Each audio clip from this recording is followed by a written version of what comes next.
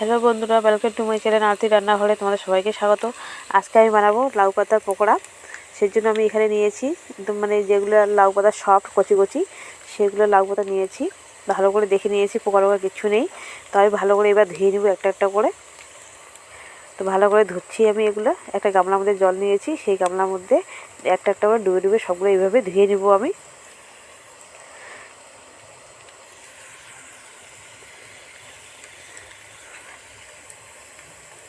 সবগুলো আমি এইভাবে ধুয়ে নিচ্ছি। তো ধোয়া আমার হয়ে গেছে। সবগুলো আমি একসাথে জড়ো করে নিয়েছি, নিয়ে আমি চিপে নিয়েছি, জলটা ঝরিয়ে নিয়েছি। এবার আমি কুচি কুচি করে সবগুলো এইভাবে কেটে নিব। তখন কত মিহি করে কুচি কুচি করে কাটছি, আপনারা চাইলে আপনাদের সুবিধা মতো কেটে নেবেন। তো কাটা আমার হয়ে গেছে। আমি এখানে দিচ্ছি কাঁচা লঙ্কা আর আদা বাটা দিয়ে দিলাম। এখানে আমি এবার দেবো আমি এখানে হলুদ, হিসাব অনুযায়ী দিয়ে দিলাম হলুদ। এখন আমি দিব স্বাদ অনুযায়ী দিব, অল্প একটু দিব চিনি, সামান্য একটু চিনি দিলাম। চিনির দানাটা মোটা মোটা, তাই অল্প দিব।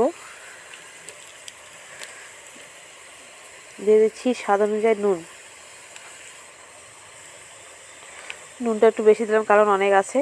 তারপরে দিয়ে দিচ্ছি একটু গুঁড়া লঙ্কা। তারপর দিচ্ছি একটুখানি কালো জিরে। কালো জিরে দিলে স্বাদটা একটু আলাদা হয় আর খুব খেতে ভালো লাগে। আর এখানে শীতের সিজন, ঠান্ডা আর কি, তো কালো জিরেটা কোনো ক্ষতি করে না, ভালো লাগে খেতে।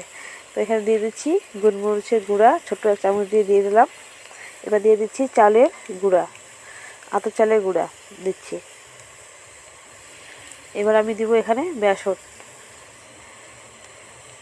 তো আমার সবগুলো হয়ে গেছে। এবার আমি মাখবো। জল আমি এখনো দিইনি, পাতার মধ্যে যেটা জল আছে সেটা দিয়ে মাখবো আগে, তারপর জল দিচ্ছি অল্প অল্প করে।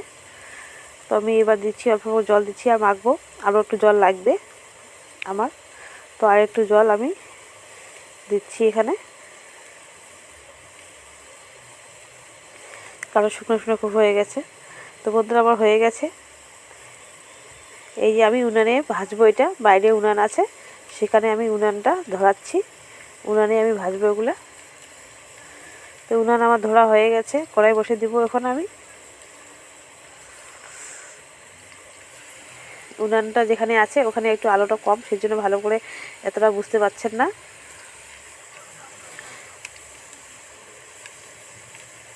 তো কড়াই আমার গরম হয়ে গেছে। কড়াইয়ের মধ্যে দিচ্ছি আমি তেল। এটা ভাজা তেল বাটিতে ছিল আমার, সেই তেলটা দিয়ে দিলাম। বেশি তেল আমার লাগবে না, অল্প তেল লাগবে। তেল গরম আমার হয়ে গেছে। আমি একটা একটা করে এবার পকোড়াগুলো ছেড়ে দিব।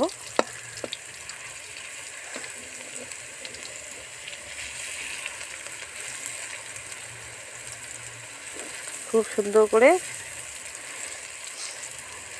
এভাবে সবগুলো সুন্দর সুন্দর করে ছেড়ে দিব। তো কত সহজে উঠছে, একদম কড়াইয়ের মধ্যে লাগছে না। তো সবগুলো পকোড়া বন্ধুরা আমি এভাবে ভেজে নিব।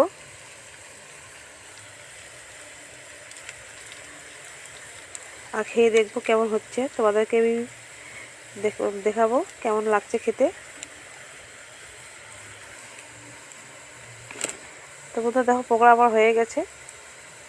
এটা বেশি মুচমুচে হবে না, কারণ বেসন দেওয়া আছে তাই। সুজি আমি দিইনি, সুজি দিলে মুচমুচে হতো।